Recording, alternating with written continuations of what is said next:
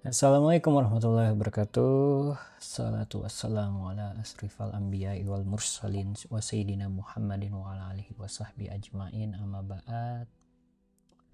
Saudara yang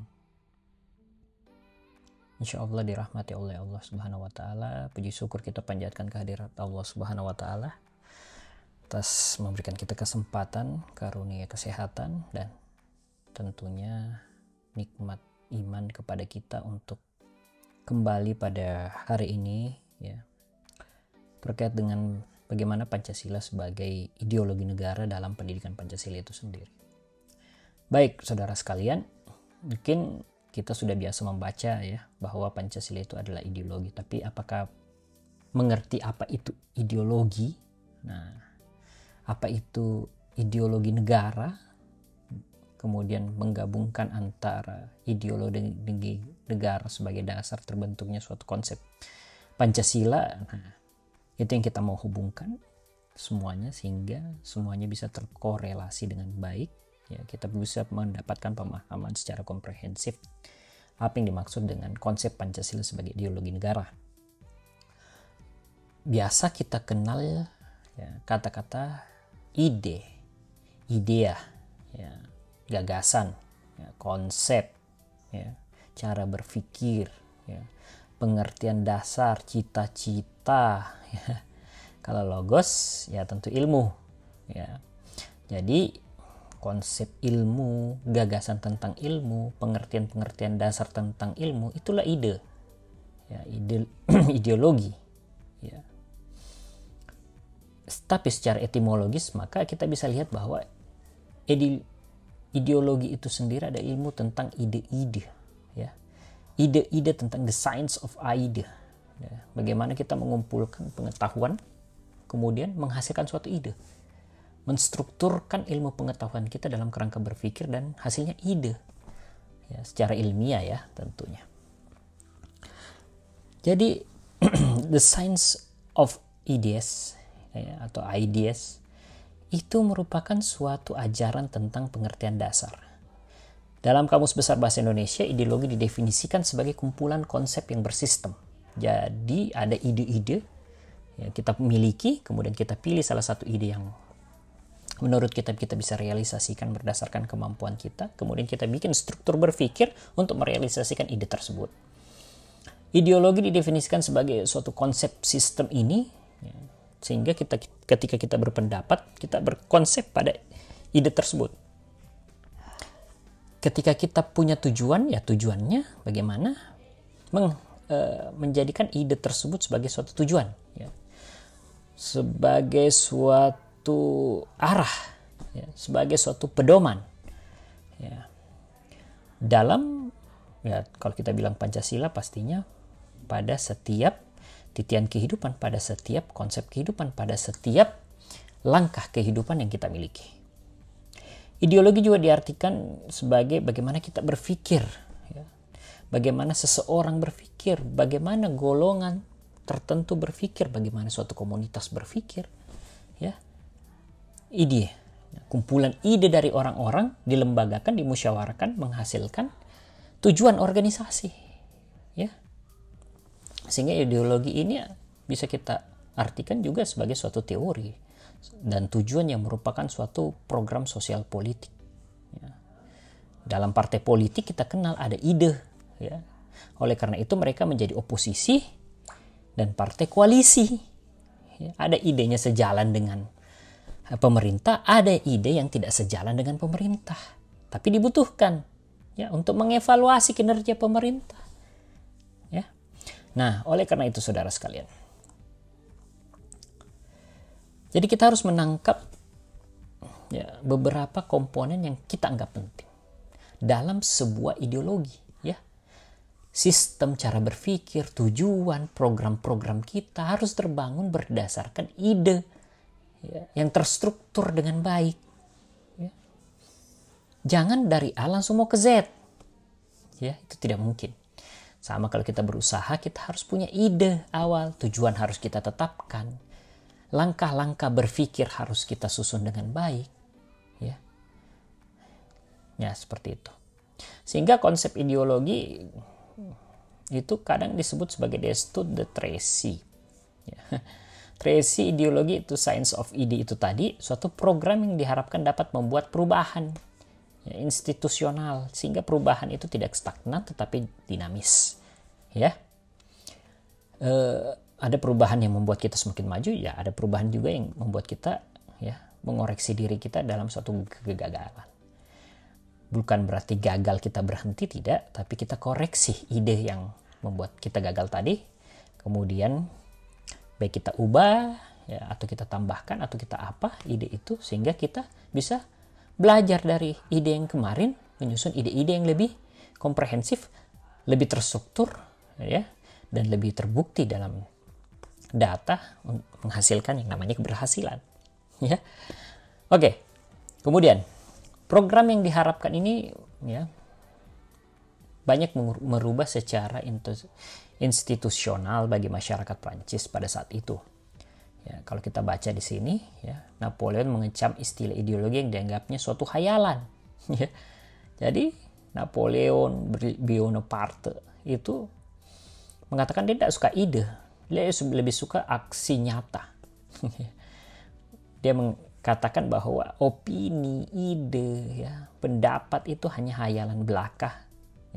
Tapi betul juga, ide harus diterapkan, diimplementasikan dalam bentuk nyata, dalam arti yang maksudnya praktis, Jadi Georges Laraine menegaskan bahwa konsep ideologi erat hubungannya perjuangan pembebasan borjuis dan belenggu feodal. Seperti itu ya. Jadi Niccolo Machiavelli, kalau kita baca bukunya, merupakan pelopor yang membicarakan persoalan yang secara langsung berkaitan dengan fenomena ideologi. Machiavelli ini adalah pengamat politik, praktik politik, dan mengamati tingkah laku manusia di dalam politik. Menurut Machiavelli, yaitu agama, kekuasaan, dan dominasi. Wah, ini Sehingga Machiavelli melihat bahwa orang-orang sezamannya lebih dahulu memperoleh kebebasan. Hal tersebut lantaran perbedaan yang terletak pada pendidikan yang didasarkan pada perbedaan konsepsi keagamaan.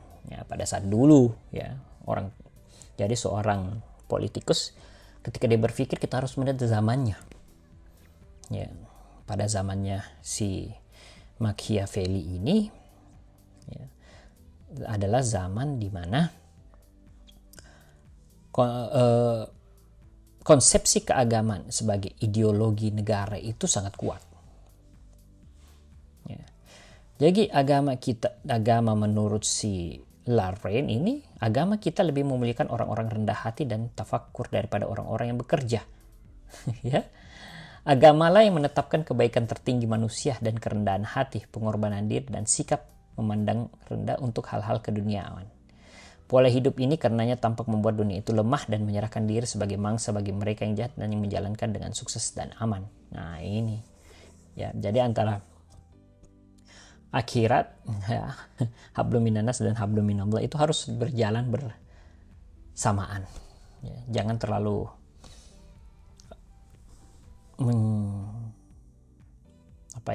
jangan terlalu kita condong kepada akhirat tapi melupakan dunia, padahal salah satu aspek yang penting di dalam akhirat itu adalah salah satu intinya adalah keduniaan, bagaimana cara kita memperlakukan orang lain. Nah, seperti itu. Sikap semacam ini Machiavelli menghubungkan antara ideologi dan pertimbangan mengenai penggunaan kekuatan dan tipu daya untuk mendapatkan serta mempertahankan kekuasaan. Jadi Machiavelli ini berpendapat bahwa bagaimana caranya ideologi itu mempertimbangkan mengenai penggunaan kekuatan dan tipu daya. Jadi dia ingin menyimbangkan antara keagamaan dengan kekuatan di dunia ini.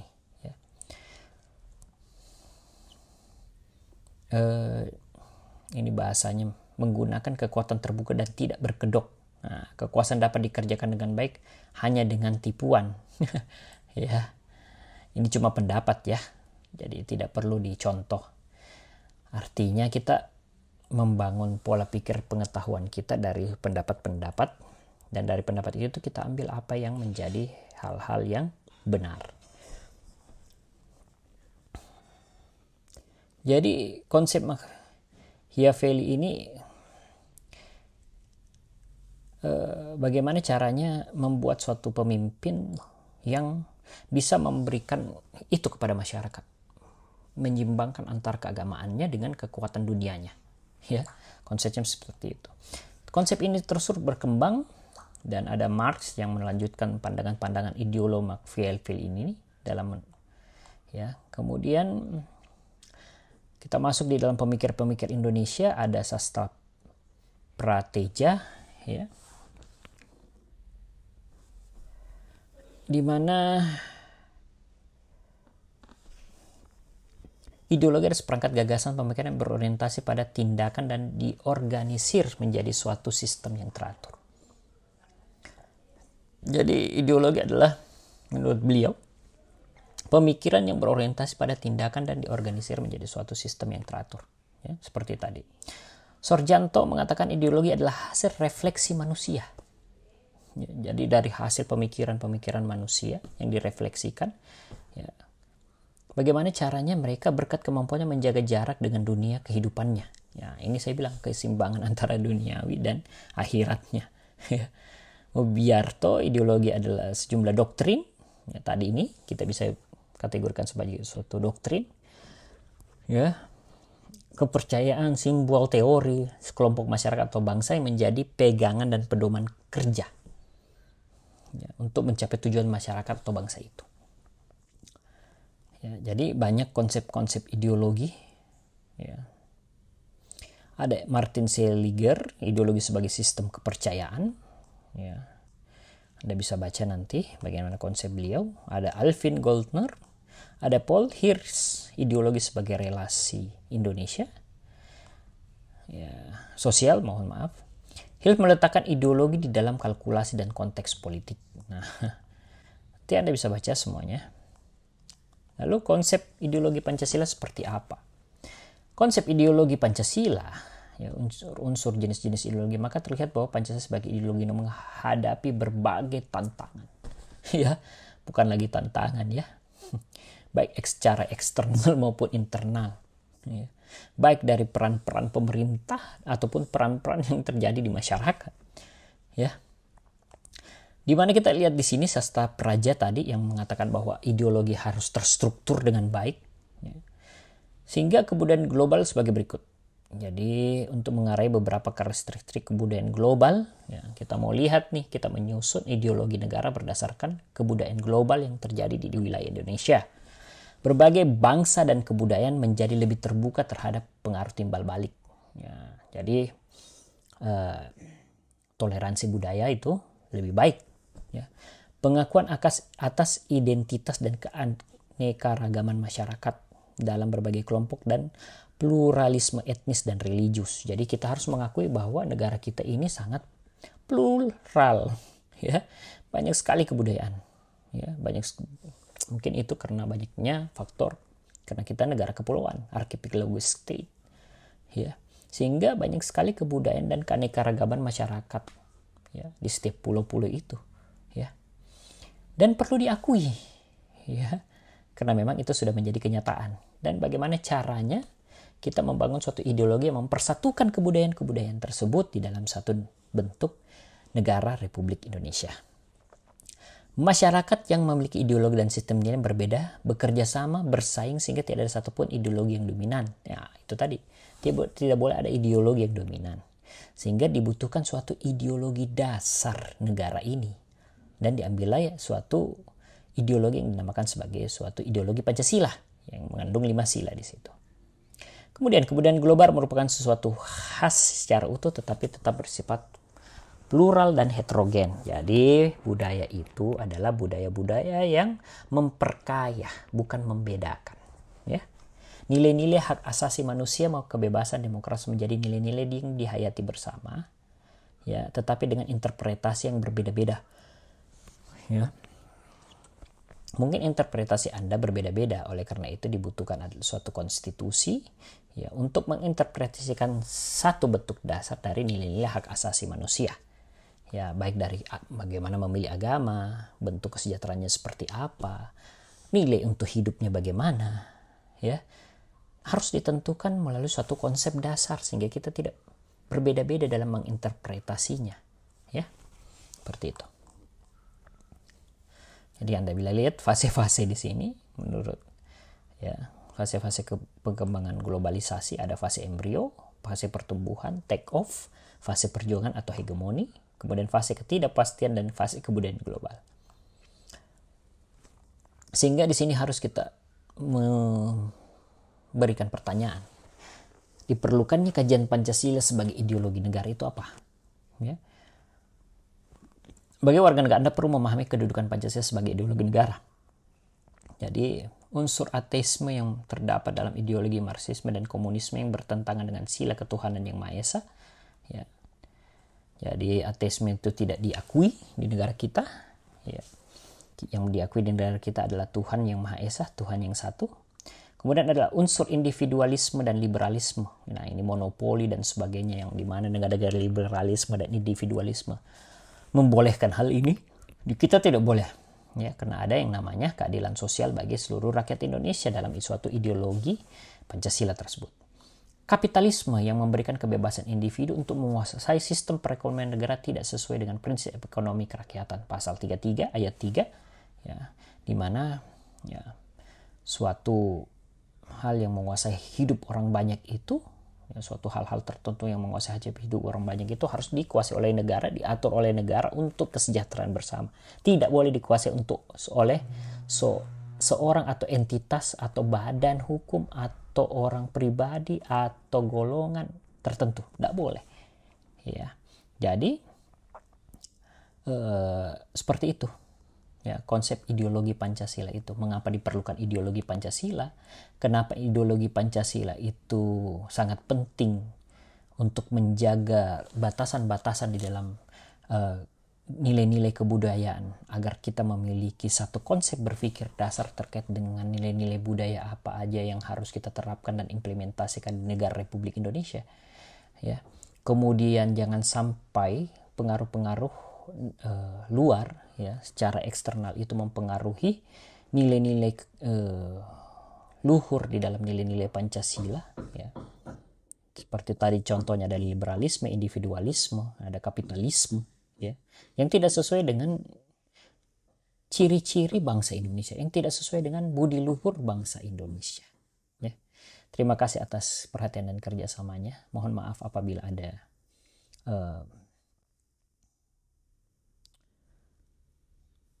kesalahan dalam menyampaikan, baik dari perbuatan, mimik, dan sebagainya. Wabillahi taufiq wal hidayah. Wassalamualaikum warahmatullahi wabarakatuh.